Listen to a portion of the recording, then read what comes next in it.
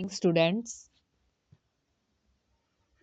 आज की वीडियो में हम डिमांड को इफ़ेक्ट करने वाले फैक्टर्स के बारे में पढ़ेंगे कि कौन कौन से फैक्टर डिमांड को इफ़ेक्ट करते हैं। देखिए, अगर हम सबसे पहले बात करें तो फर्स्ट है आय स्तर यानी लेवल ऑफ इनकम। देखिए, किसी भी वस्तु की या गुड्स की जो डिमांड होती है वो कंज्यूमर के लेवल ऑफ इनकम के ऊपर डिपेंड करती है। अन्य बातें समान रहने पर यानी आय के अलावा जो अन्य बातें होती जैसे कीमत, आदतें, फैशंस, तो अन्य बातें समान रहने पर अगर कंज्यूमर की इनकम ज़्यादा होगी तो क्वांटिटी ऑफ डिमांड ज़्यादा होगी। अगर कंज्यूमर की जो इनकम है वो कम होगी तो डिमांड भी कम होगी। तो इसी तरह जो लेवल ऑफ इनकम में जो इंक्रीज होता है उससे डिमांड में भी इंक्रीजिंग होती है। अगर कंज्यूमर का लेवल ऑफ इनकम गिरता है तो डिमांड भी गिरती है। लेकिन ऐसा केवल जो हमारी सामान्य वस्तुएं होती हैं उनके संदर्भ में ही होता है। सामान्य वस्तुएं वो वस्तुएं मतलब कि जो ना तो ज़्यादा हाई रेट्स की होती ना ही ज़्यादा कम हो रेट की होती हैं। जो हमारे बीच की वस्तुएं होती हैं जो हम डेली रूटीन में जो हम चीज़ें यूज़ करते हैं उनके संदर्भ में ही ऐसा पाया जाता है। जो गिवन गुड्स होती है यानी जो घटिया क्वालिटी की गुड्स होती हैं उनके उनकी मांग के बीच और लेवल ऑफ इनकम के बीच नेगेटिव रिलेशन होता है। अगर कंज्यूमर का लेवल ऑफ इनकम इंक्रीज हो रहा है तो गिवन गुड्स की डिमांड गिरती है। अगर कंज्यूमर की आय कम होती है, इनकम कम होती है, तो जो गिवन गुड्स की डिमांड होती है वो बढ़ जाती है। देन फिर सेकंड आता है स्थानापन्न वस्तुएं और उनकी कीमतें यानी substitute commodities and their markets. देखिए, किसी भी वस्तु के जितने अच्छे सब्स्टिट्यूट गुड होती हैं या उस सब्स्टिट्यूट गुड्स की जो मार्केट प्राइस है वो जितना नीचे होता है तो उस गुड्स की जो डिमांड होती है उतनी ही नीचे होती है। अगर किसी सब्स्टिट्यूट गुड्स का मार्केट प्राइस भी कम है, उसके सब्स्टिट्यूट गुड्स भी बहुत ज़्यादा हैं तो उसकी डिमांड कम होती है।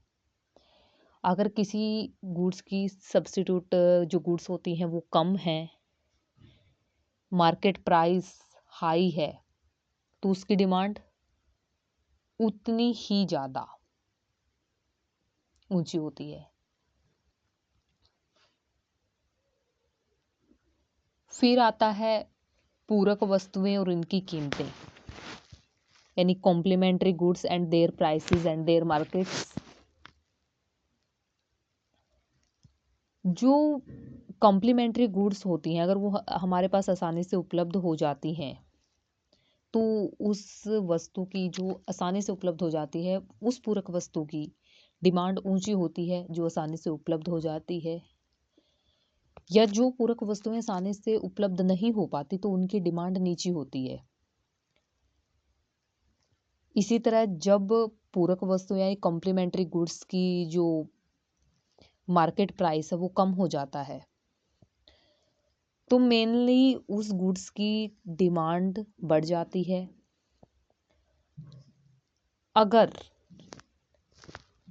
कॉम्प्लीमेंट्री गुड्स का प्राइस हाई हो जाता है तो इस सिचुएशन में या इस कंडीशंस में उस वस्तु की डिमांड कम हो जाती है। फिर आता है समाज में धन का बंटवारा यानी distributions of wealth in the society. देखिए, समाज में जो धन का बंटवारा है यानी डिस्ट्रीब्यूशन होता है वो जितना समान होगा वस्तुओं की मांग मात्रा उतनी ही ज्यादा होगी। अगर धन का बंटवारा समान होगा तो लगभग सबकी इनकम इतनी होगी कि वो अपने बुनियादी आवश्यकताओं को पूरा कर सके। धन के असमान वितरण में ही अमीरी गरीबी होती है। अगर धन का समान वितरण कर दिया जाए, अगर आय का समान वितरण होगा, तो जो लोग हैं वो अपनी बुनियादी आवश्यकताओं की पूर्ति कर लेंगे, तो वस्तुओं की मांग उतनी ही ज्यादा होगी। अगर समाज में धन का बंटवारा असमान होता है तो डिमांड उतनी ही कम होती है। जो असमान वितरण होता है धन का, उसमें जो अमीर लोग होते हैं, तो वितरण में अमीर विलासिताओं जैसे हीरे जवाहरात और गरीब अनिवार्यताओं की वस्तुओं की ऊंची मांग करते हैं। देखो, धन का असमान वितरण होगा तो अमीर के पास अमीर और अमीर होता जाएगा, गरीब और गरीब होता जाएगा। तो गरीब अनिवार्यता वस्तुओं की मांग ज्यादा करते हैं, किंतु समग्र रूप में वस्तुओं की मांग मात्रा कम होती है। आगे है उपभोक्ताओं की संख्या, यानी नंबर ऑफ कंज्यूमर्स। देखिए, जो गुड्स की डिमांड है वो नंबर ऑफ कंज्यूमर्स के ऊपर डिपेंड करती है। अन्य बातें समान रहने पर अगर किसी वस्तु विशेष के कस्टमर बढ़ने लगते हैं, उस वस्तु विशेष को ज्यादा से ज्यादा लोग कंज्यूम करने लगते हैं, तो उसकी डिमांड हाई हो जाती है। अगर किसी वस्तु का उपभोक्ता या कंज्यूमर कम कर देता है, तो उसकी डिमांड कम हो जाएगी, क्योंकि उसकी अगर डिमांड कम होगी या उपभोक्ता उसका यूज ही नहीं करेगा, तो वो वस्तु चलन में भी नहीं रहेगी ना। फिर आता है उपभोक्ता की रुचि और फैशन।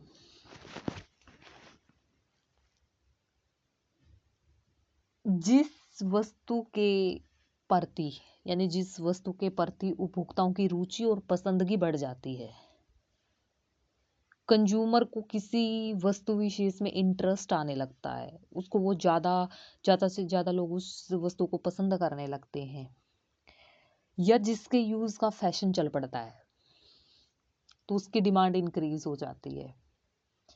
और इसके अपोजिट अगर हम देखें कि जो गुड्स चलन से बाहर होने लगती हैं, उनकी डिमांड कम हो जाती है। फॉर एग्जाम्पल, अगर हम जींस का एग्जाम्पल लें, जींस का जो फैशन होता है वो बदलता रहता है। तो हम फिलहाल की बात करें तो स्ट्रेट फिट और बेल बॉटम जींस का ट्रेंड बहुत ज़्यादा चल रहा है। वो क्योंकि वो ट्रेंडिंग है, फैशन में चल रही है, वो ज़्यादा से ज़्यादा कंज्यूमर उसको परचेज कर रहे हैं। तो इससे क्या इफेक्ट होगा, जो नैरो जींस होती हैं, तो नैरो जींस की डिमांड कम हो जाएगी, क्योंकि नैरो जींस फैशन से बाहर हो रही है। पूरे मार्केट में बेल बॉटम जींस ही छाई हुई हैं, स्ट्रेट फिट जींस ही छाई हुई हैं। जो फैशन होता है या जो ट्रेंड होता है, वो कंज्यूमर के माइंड सेट को बहुत ही, शॉपिंग का जो माइंड सेट होता है या जो डिमांड का माइंड सेट होता है कंज्यूमर का, उसको बहुत ज़्यादा इफेक्ट करता है।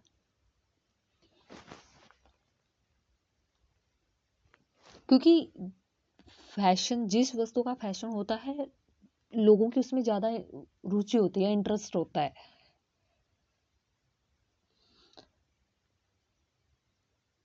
उस गुड्स की जो प्रेफरेंस होती है वो ज़्यादा होने लग जाती है। ये डेली रूटीन का ही, हमारे स्वाभाविक बाजार का ही एक एग्जाम्पल है।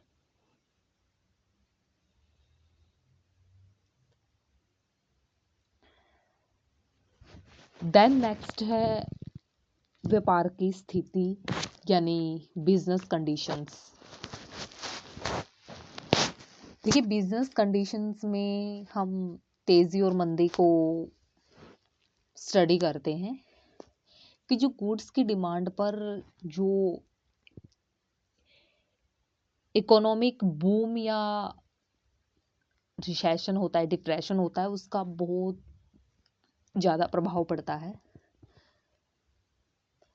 क्या होता है कि जब बूम होता है, जब इकोनॉमी बूम कर रही होती है, तो उस टाइम में क्या होता है कि लोगों के पास जो मॉनेटरी इनकम होती है, मॉनेटरी इनकम उनकी रियल इनकम से ऊंची हो जाती है। अगर मॉनेटरी इनकम उनकी रियल इनकम से हाई है तो स्वाभाविक सी बात है कि डिमांड इंक्रीज होगी। इसके अपोजिट अगर हम देखें तो जो रिसेशन या डिप्रेशन का टाइम होता है, यानी जो मंदी काल होता है, उसमें वस्तुओं की जो बाजार की मांग है वो कम हो जाती है, क्योंकि मॉनेटरी इनकम बहुत ही कम हो जाती है।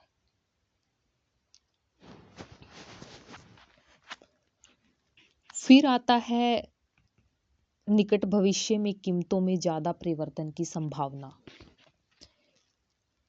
यानी possibility of more prices change in near future. इसमें है कि जब आने वाले टाइम में किसी वस्तु विशेष की कीमतों में अगर ज़्यादा तेजी की संभावना होती है तो उसकी डिमांड बढ़ जाती है।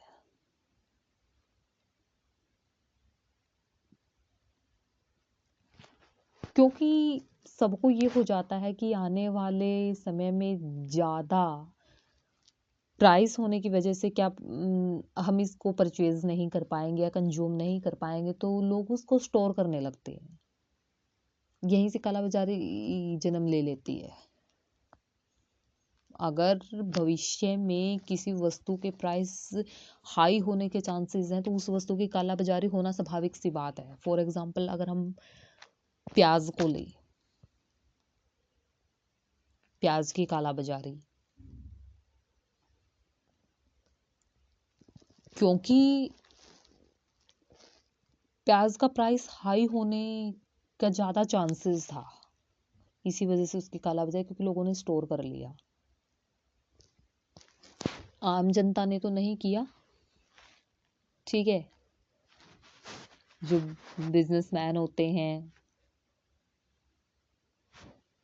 उन्होंने, जो कालाबाजारी करते हैं। जब कीमतों में गिरावट अगर ये होता है कि इन फ्यूचर प्राइस कम होने वाले हैं तो उस वस्तु की बाजार मांग कम हो जाती है।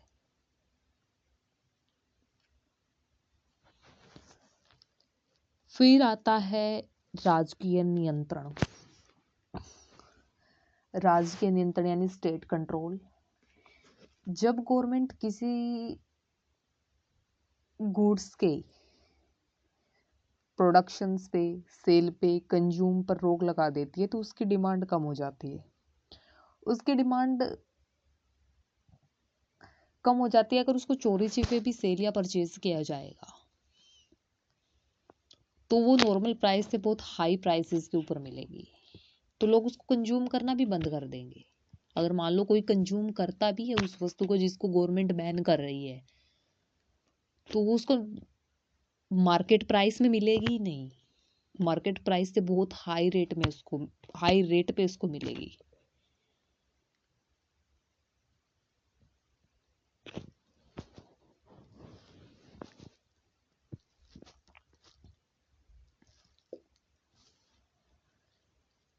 इसके अपोजिट अगर हम देखें, अगर किसी वस्तु का जो प्रोडक्शन है, सेल, परचेज, कंज्यूम अगर खुलेआम हो रही है, उस वस्तु के ऊपर अर्थव्यवस्था में कोई रोक टोक नहीं है, तो उस वस्तु की मांग बढ़ती रहती है, क्योंकि उसकी सप्लाई भी बहुत ज्यादा होती रहती है, प्रोडक्शन होता रहता है, लोग कंज्यूम करते रहते हैं, उस पर कोई रोक टोक नहीं होती। इसके अलावा और भी बहुत सारे फैक्टर्स हैं। ये हैं जो बहुत एग्जाम पॉइंट ऑफ व्यू से बहुत ज़्यादा इम्पोर्टेंट है।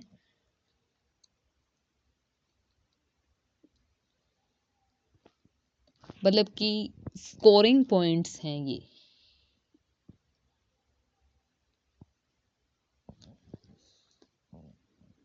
फिर हम अगर इनसे अलग मैं एक्सप्लेन कर दे रही हूँ कि विज्ञापन और विक्रय संवर्धन यानी एडवर्टाइजमेंट एंड सेल्स प्रमोशंस। जब किसी वस्तु का को एडवर्टाइज किया जाता है या उसकी एडवर्टाइजमेंट की जाती है तो जो कंज्यूमर का जो माइंड होता है ना उसके ऊपर ये जो एडवर्टाइजमेंट होते हैं बहुत ज़्यादा इफेक्ट डालते हैं।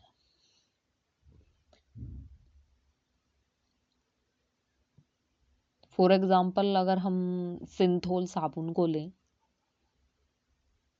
सिंथोल साबुन की जो एडवर्टाइजमेंट होती है वो बिल्कुल मतलब कि वो ऐड ज़्यादा गर्मियों में प्ले होती है टीवी पर। तो वो ऐड प्ले होती है, यही शो किया जाता है कि झरने के पास बहुत सारे लोग नहा रहे हैं, उस साबुन से ठंडक का एहसास हो रहा है। तो कंज्यूमर के ऊपर ये इफेक्ट डालता है। तो हम देख के सोचते हैं हाँ हो सकता है ये ठंडक देती हो। डेटोल कूल, ये जो सोप है ये कितना इफेक्ट डालती हैं। सर्दियों में लोशन की बॉडी लोशंस की एडवर्टाइजमेंट ज़्यादा आती हैं। वो महिला वर्ग को ज़्यादा प्रभावित करता है। अगर देखा होगा कि जो ब्यूटी प्रोडक्ट होते हैं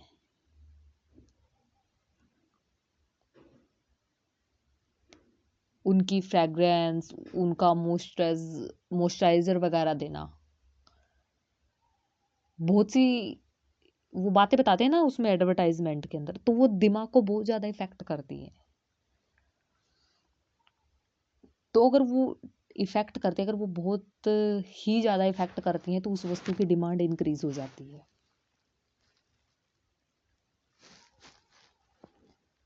फिर आता है वस्तुओं की किस्म में अंतर यानी changes in quality of goods. जब किसी गुड्स की जो क्वालिटी है अगर उसके अंदर सुधार हो जाता है, इम्प्रूवमेंट हो जाता है तो उसकी डिमांड बढ़ जाती है।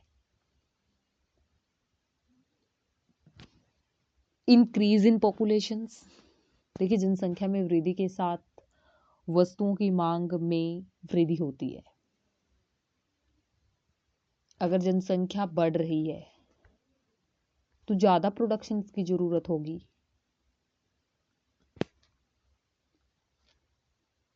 ज़्यादा वस्तुओं की डिमांड होगी, क्योंकि बढ़ती जनसंख्या को अपनी बुनियादी आवश्यकताओं की भी तो पूर्ति करनी है। फिर है आता है कि अवेलेबिलिटी ऑफ कंज्यूमर्स क्रेडिट। देखिए जब कमर्शियल बैंक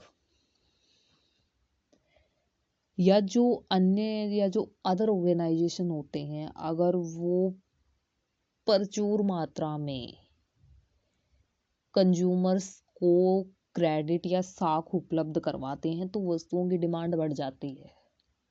अगर वो आसानी से साख उपलब्ध करवा देते हैं, ऋण उपलब्ध करवा देते हैं, जबकि जो क्रेडिट फैसिलिटीज की अभाव में वस्तुओं की मांग गिर जाती है। और अदर्स फैक्टर भी हैं, जैसे वस्तु के कुछ अपने पर्सनल क्वालिटीज होती हैं, बहुत सारे इफेक्ट, युद्ध, शांति, सामाजिक धार्मिक रीति रिवाज आदि जो डिमांड को बहुत ज़्यादा इफेक्ट करते हैं। Thank you so much.